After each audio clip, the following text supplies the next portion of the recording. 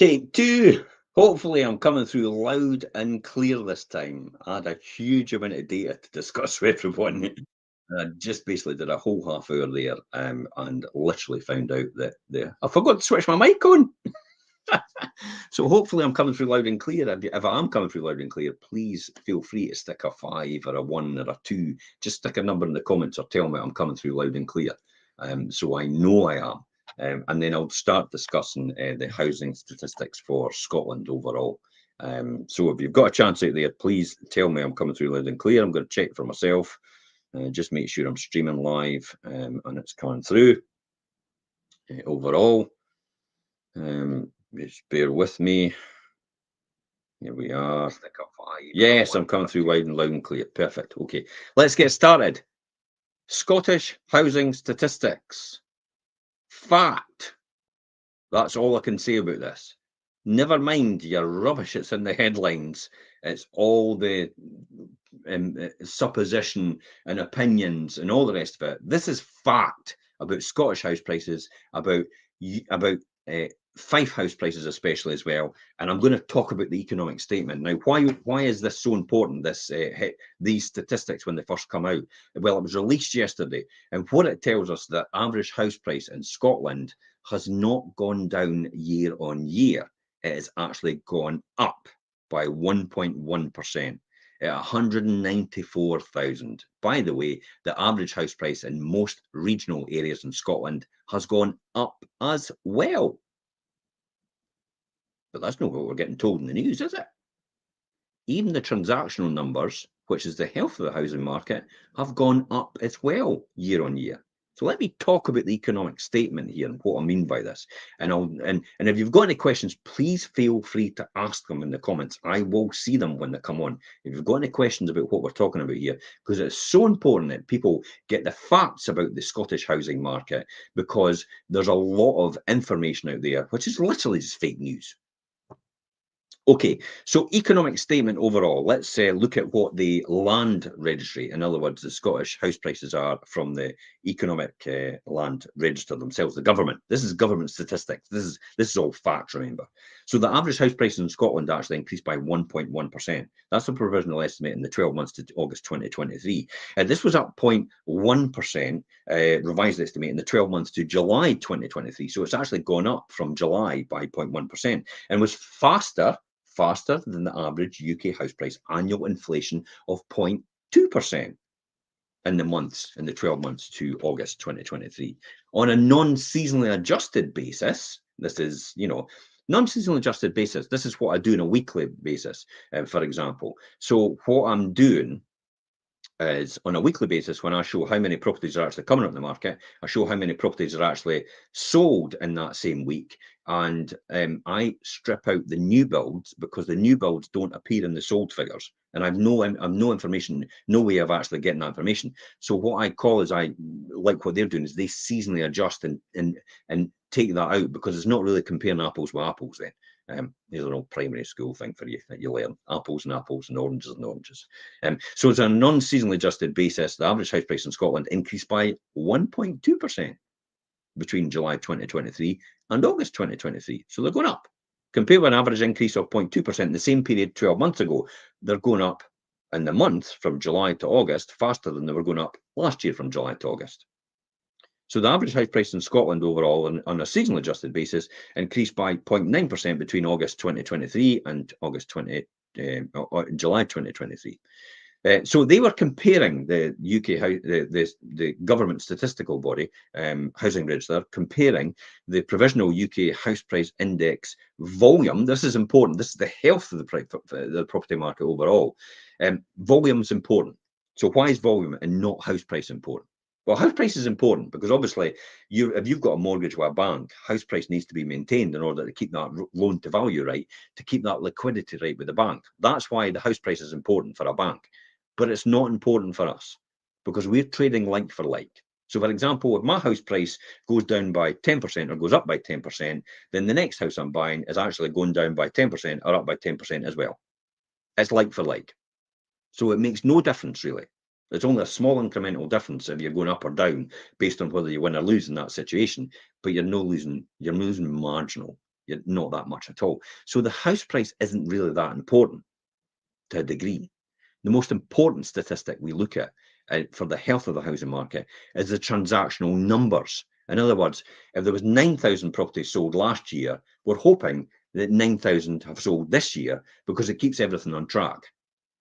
So what do I mean by that? Well, for example, if 9,000 houses were sold in that month and everybody spent £15,000 on average on refurbishing their house, therefore, local businesses would benefit by an injection of money by 135 million for an injection of money in their sales.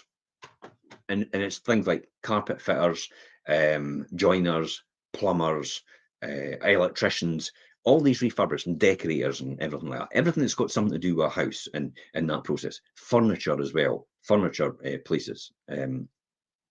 They'll all benefit from that money as well. But if the transactional numbers go down, for example, maybe instead of 9,000 they were selling the year before, and they're only selling 7,000 this year, that means effectively there's effectively about £3 million worth of sales dropping out year on year to local businesses and contractors. Now, if you've got less sales in your business as a local business contractor, therefore, guess what? You'll probably need less staff for that. That's when people get laid off. That's when things start to take a turn for that reason. But if you look at the unemployment statistics right now, they're still at historically record low. They're still at something like 4% or roundabout. Now, in economic terms, if you look at the economists, how they look at full employment in an economy, they generally gauge it between 4 and 6%. And we're right down at the very bottom in unemployment levels at 4, or maybe a bit less than that, actually. I think 3.7 was the last count. So that means we're still at a historically low level of unemployment. We've got a high level of employment. Therefore, there's more money being injected in the economy. There's more people buying stuff, and there's more tax getting raised for local services, for example, for public service itself. That's the key here, to stimulate a good local economy and keep everything on track. So as estate agents, ideally, we're not looking for record house prices. We're looking for the same transactional numbers every year, because that keeps everybody's business stable. And so should the actual governments themselves. They don't want to, well, I don't know, judging by this government just now, they're not really bothered. But that's another show completely. We want to make sure there's a maintained stable market in order to make sure the economy runs and grows on a leveled out basis. In other words, just marginally above, maybe about, this is why inflation's about, they want it about 2%, because you do want things to grow, but you don't want them to grow that much, but you don't want them to go down, to shrink that much either, because it causes instability overall. That's why it's key to have a healthy housing market, but it comes down to transactional numbers and not property prices, really. Property prices only shows who can afford to buy. That's all. It doesn't show who's buying. Okay, so this is what the Land Registry said about this. Comparing the UK Provisional House Price Volume Index in June 2022 to June 2023, the volume of transactions in Scotland, drum roll, increased by 8.7%. Wow. More houses being sold this year, at this month in August 2023, opposed to last year in August 2022. That is actually a good sign. That is a good, healthy market. In England, though, and the UK overall, it decreased by 3.2%. So England's got a problem where their markets, the number of properties actually getting sold year on year are actually declining. Therefore, the transactional and the health of their housing market is a wee bit different in comparison to Scotland. But Scotland, as I said, is based on these figures, is very, very resilient still overall. In Scotland, detached houses, for example, showed the highest house price change in percentage terms and property types, increasing by 2.6% in the 12 months of August 2023 to 349,000 for a detached house in Scotland on average. Terraced houses, this has changed because it was flats and apartments before, and maisonettes. It was the lowest tier. Terraced houses are now showing the lowest annual percentage change, which remained little changed at 0% in the 12 months to August 2023, to an average price for a terraced house in Scotland of 164,000. Still extremely affordable. We'll talk about that in a wee while later. The highest annual percentage change in prices was East Lothian, where the average house price actually went up 15.4% year on year. Where is this media getting these figures of house prices are dropping by 5 and 10%? Because this information, which is fact, do not bear that story. Do not hold water for that story at all. They actually paint a completely opposite picture of where the housing market is in Scotland, and I'll talk about Fife as well, and its resilience. So there's a completely different picture getting painted by the media and by us. Even transactional numbers going through now and prices getting agreed now, because this is what people argue, and this is what the Nationwide and that Halifax is saying as well, but their data is a lot less than what the data is overall for here. Their data is a lot less because it's only based on their customers. They're saying it's dropping as far as they're concerned, but as an estate agent, all prices are still holding up very well, and we're still getting on average more than the home report value. So where's the drop? There's no evidence to suggest that in terms of what the national government's telling us and also what we're seeing on the ground, real time as estate agents right now. So let me just go into a wee bit more about this. Highest this month for August 2023 is East Lothian at 15.4% year-on-year price increase. The lowest is East Ayrshire. In the 12 months to August 2023, it's 3%. That's it, just 3%. Now, the likelihood of you moving in a year and taking a hit for 3% is very, very remote. If you're only going to be in a property for a year or 2 years, you'd probably traditionally be better renting the property, because the entry costs of buying a property with things like the arrangement fees for mortgages, getting tied into a mortgage, actually stamp duty in the house if it's a lot dearer, all these different things are prohibitive over a 2-year period, because it could cost between £5,000 and £10,000 to do that, and then you're stuck with a house that possibly in 2 years' time you can't sell. So that's why people, if they're staying just a short period of time, tend to just rent, because it's more affordable, because the entry cost of renting is a deposit. The extra cost of renting, if everything's fine, you get your deposit back. There is no entry and exit cost really at all. Renting is the highest cost you'll ever pay for a property, because you're not responsible for any improvements or anything like that to the property or repairs. Owning is the lowest cost you'll ever pay in a mortgage, because you're responsible for repairs and improvements all the way through this, and anything else to do with the property. That's the key here. That's why there's a difference between people that choose to rent and people that actually choose to buy. And that's the demographic makeup in simplistic terms. So let's talk about this. Let's just quickly look at the headlines again, and I'll go on. And bear with me. We're here for 20 minutes because it's key you know this information, especially if you're buying, selling, or thinking about investing. So there's the headline statistic: 194,000 average price in Scotland, 1.1% improvement increase year on year, monthly price change 1.2% month to month from July to August. The index figure is just a base figure for calculations, so that's there as well. So let's go on to talk about the 5-year comparative average house price change over the past 5 years. Look at it there right now. As you can see here right now, in August in 2019, we're sitting around about 1%. Now, it went down to August 2020, down to about 0%. That's fine. That's okay. That's tolerable. There's no decrease there. And then along came what I'd said for ages. I'd said there that all indicators suggest at this point in time we're due for a realignment in prices. Probably said that about 2019, because salaries have gone up so much, but property prices have actually kept the same for a number of years, and have actually hadn't increased at all since the credit crunch. And then all of a sudden there was going to be a realignment. The boom, or what happened is the pandemic highlighted this, and then that's how the boom in prices happened, and this all came about, was the natural realignment of house prices. Incidentally, in the scope of things, when you see this graph and you see it in a long-term graph, you'll probably see it going as an upside down hockey stick in terms of the graph, in terms of property prices, because this is just short term, but long term, it'll from 1984, because that's when they started, up to about 2023, you'll see that going like that in a hockey stick, if you can see my marker going up. And that sort of a curve going up. You wouldn't see this volatile swings up and down, because this is detail we're looking at. So you can see the boom exacerbated that. Liz Truss brought it down.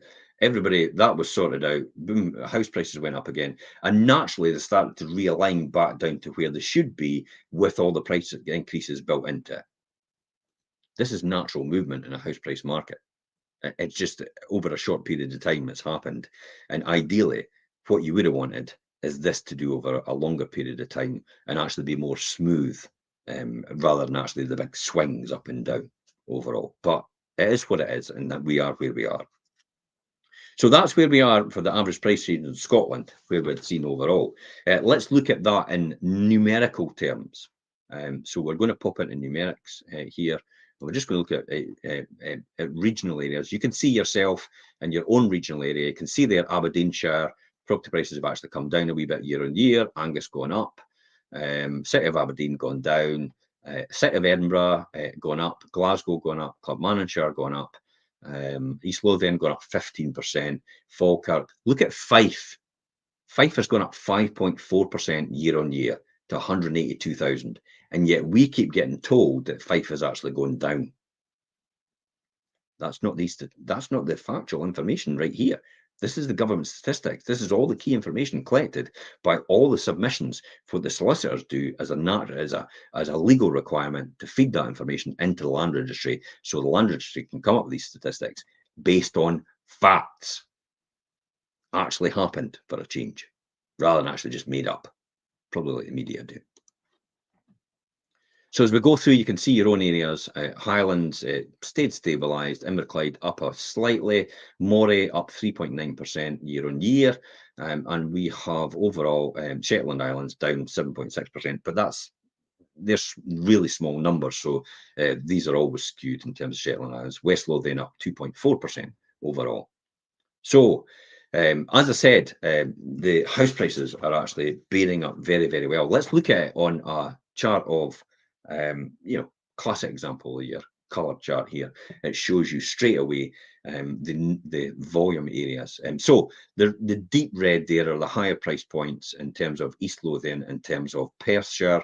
You get into the Highlands and Islands, it's obviously a bit dearer. And stabilised, levelled out averages in Fife and Dundee overall. You can see right there if we zoom in. But the areas as an investor, as the blue areas, you should be looking at these if you're an investor and looking at these overall, I would say. So very, very affordable still in the Fife area to buy a property. Let's look at in the detached, semi-detached areas. Give me 2 seconds. So let's look at that in terms of detached, semi-detached, and look at the numbers. Well, this overall shows us the property types. A detached average in Scotland, 349,000, semi-detached, 207,000, terrace, 164,000, flat and maisonette, 133,000. Look how this has happened. Flat and maisonette is no longer the bottom of that chart. They've actually increased by 0.5% year on year, whereas terraced have been 0. I expect to see flats and maisonettes climb up that chart percentage-wise and be maybe the second place, possibly, as to the highest increases, as people begin to realise that a flat or a maisonette, it's more affordable and it's better value for money because you've got less a mortgage, because it's a different price point, it's a lesser price point. Your council tax is probably a lot less as well. Your energy costs to run it are probably a lot less as well. Your repair bills and improvements and maintenance are less as well. Plus the garden is probably a bit smaller as well. That's what most people, I think, in the near future are actually gravitating towards, as prices to run a property actually increase as well. This is why bigger properties are actually possibly struggling in this market right now with these price points, because they're a higher price to afford, therefore higher running costs as well at the same time. And that's where it is. So let's look at this, and this is the health of the housing market. We're coming to next. This is transactional numbers. And as I said before, I don't know where the message is coming from the media and where they're getting their data, but this is fact. And fact suggests right here that the health of the housing market is very, very good right now in Scotland, and especially for people in Fife. Aberdeenshire, good numbers, 401 versus 380 year on year in terms of the numbers sold in that month. So that's really good as well. Remember, talking about the start, more houses being sold in the city of Aberdeen than this time last year. Same with City of Edinburgh, same with City of Glasgow. Similar situation when it comes to East Lothian, similar situation when it comes to Falkirk. Look at Fife. Fife, 551 last year, this year 660. That is an increase of around about 18%. An 18% increase in transactional numbers, which is extremely healthy for a housing market on a local basis. That's what you want. You want a good stabilized number on the terms of the numbers sold every month, because that is the health of the housing market, not the property price itself. Property price itself, again, as I said before, only is relevant when it comes to financing, the liquidity at the banks. If the property price goes down by 2%, the banks don't need to worry. Your loan to value is probably still the same because you've been in your house for a number of years. So the number of years it's grown, it's probably gone up 20%. It's gone down 2%. So overall, you've got a net gain at 18%. Banks don't need to worry about the liquidity. Therefore, they're still able to give finance quite easily to first-time buyers and people looking to mortgage again. That's the reason. What happened and how house prices drop is the availability of credit disappears. And that's not going to happen anytime soon because banks are still extremely liquid as we stand because of historic built-in house price and equity increases. There's a huge amount of equity built up in properties over all these years. So the banks are very, very stable as a result of that. So finance and availability will still continue. You can see that as well when it comes to things like, for example, interest rates on mortgages. The mortgage rates that you get right now are actually less than what they are for base rates. That's never happened before, really, on a bigger scale, and it's happening right now. And why is that? Because the swap rates between the banks are still very, very good because their risk element is actually very, very low. So swap rates are low they lend between each other, therefore they can afford to lend out to mortgage holders at a lower rate as well. Savings rates will be lower as a result, but that's a good thing overall, remember. The other things, the key statistics to remember as well, inflation is coming down again. It's at 6.7% announced yesterday.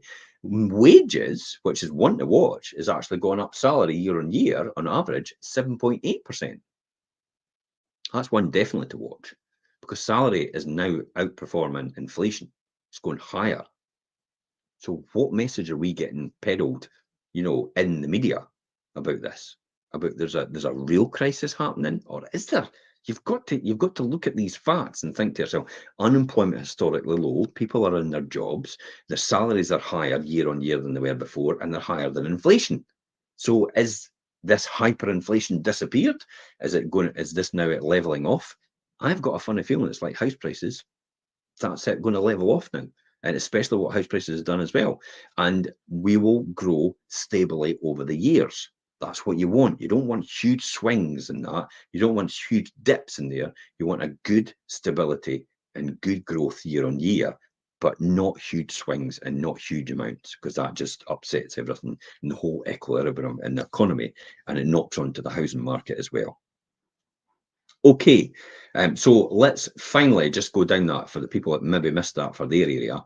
You've got Moray gone up year on year transactional numbers. You've also got Perth and Kinross gone up. You've got Shetland double. You've got Stirling going up as well. You've got West Lothian, about the same as what it was the year before. But there you can see 8,680 properties actually sold this time last year in Scotland, compared to this time this year, 9,217. So more properties getting sold, therefore more money getting injected in the economy, therefore more contractors getting used. But you want these numbers to be almost the same year on year, because then it keeps everybody stable. Everybody knows where they are in terms of what they need to, in terms of resources, in terms of people employed, and that's a good thing, believe me. Let's just finally jump on to the sales volumes, which again says it paints a picture. In 2019, in June 2019, 9,224. Pandemic came across 4,000. Pandemic boom, 11,000. Leveling off 8,600. And then this year, 9,200, which brings us back to the same transactional level as 2019, which was a really good market in terms of house sales. So again, it paints a really good picture and positive picture for houses. New build versus existing resold properties. New build is just new build. You're moving in it for the first time. 314,000 to buy a property. Basically, it's that cost due to building standards and building control now, forcing higher standard quality house builds. Resold at 182,000. So if you're wanting to buy a property, maybe a 5-bedroom, you're clearly better to go for a resold property, which is one that somebody's previously owned, a 5-bedroom, rather than actually buying a new build property, which will actually cost you significantly more.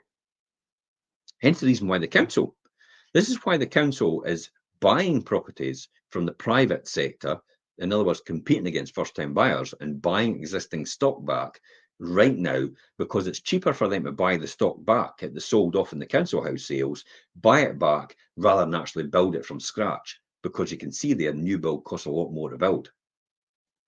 There is a political dilemma there, though, that the councils are now competing against first-time buyers. That's exactly what they said about the private landlords. They castigated the private landlords for the same thing, and yet they're doing the same thing. Councils right now are buying properties from the private market, from private sales, competing against you and I when we're buying houses. So they're competing against us. They're taking houses from first-time buyers. Think about that for a minute. Is it politically correct? I've always said to the council, you can't afford not to build, because people have a whole different health aspirations, educational levels, all these different things. And when people have a warm, safe, secure house, that makes a fundamental difference to people's mindsets and how their family grows as well as a result, on educational level, on health level. And that is the most important thing. That's why the government in this country and Scotland itself can't afford not to build. They need to build more affordable and more council housing. It's essential.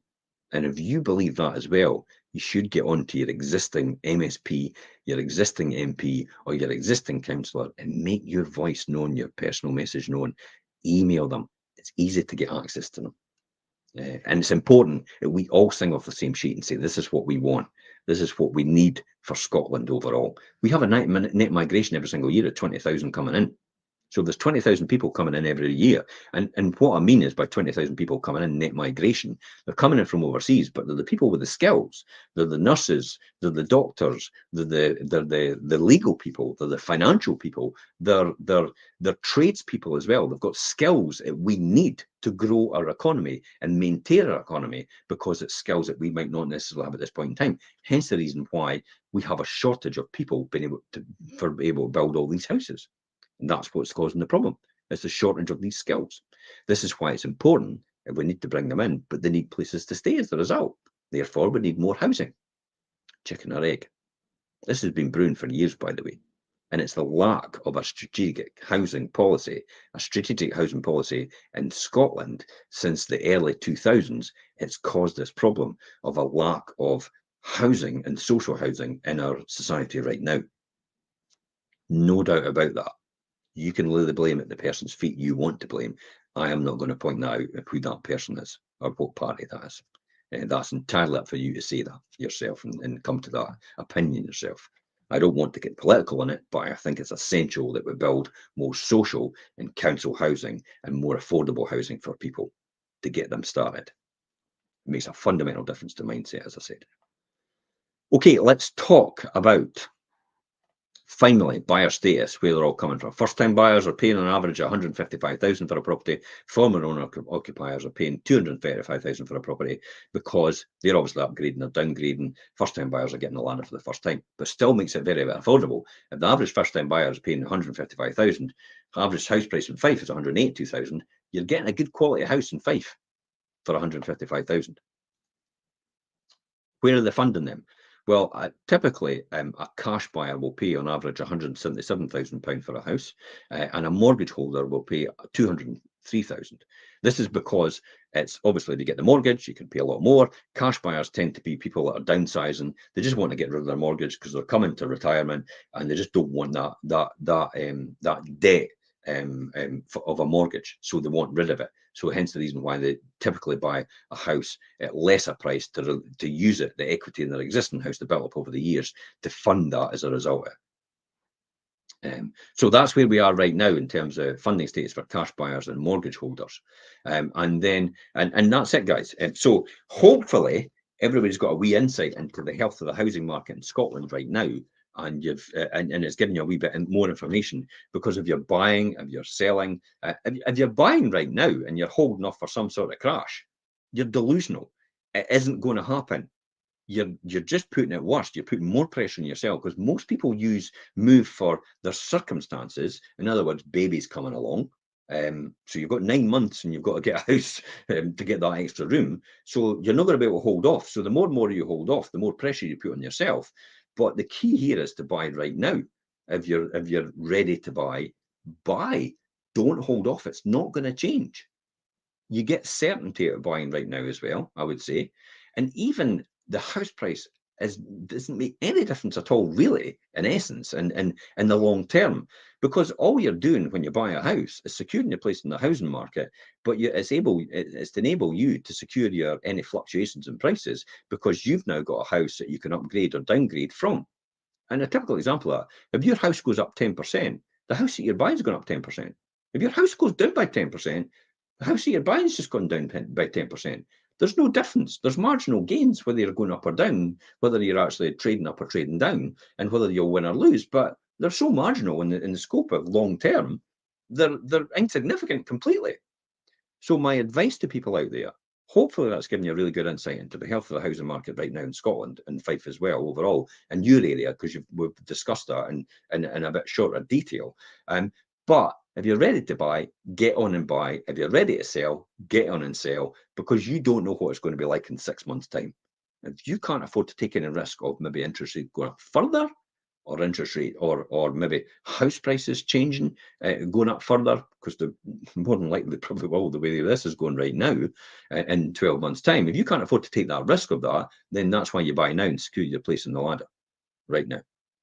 Okay, so hopefully that's giving you an insight. If you've got any questions later on, please feel free to ask them in the comments and I will come back to you. If you want to message me direct as well, you can message on these posts as well, and I'll get all these messages as well to my mobile. Okay, bye-bye for now.